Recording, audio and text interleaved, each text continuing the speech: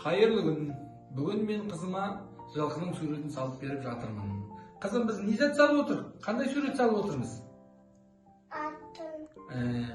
Қызым екеуміз аттың суретін салып отырмыз. Менің атым Сұңғырак, екеуміз аттың Суретін салып жатырмыз. салып жатырмыз. Қызым, алдағы келер жылы 2026 жыл жылқы жылы. Соған мен қызыма жылқының суретін әдемі қылып салып беріп жатырмын. Менің қызым, ал аттың суретін күшті қылып салып берейін мен қызыма. Келер жыл жылқы жылы, келер жыл жылқы жылы мол байлық, мол табыс алып берсін бізге.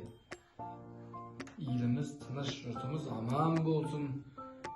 Қазір мен көзін сырлап берейін қызыма. Жылқының көзі қандай болады, қызым? Ақ болады. Қызым, жылқы дейтін 7 қазынаға жатады. Жылқыны дейтін мінсең көлік, жесең ет, ішсең қымыз, жылқы деген. Менің қызымдай. Қай.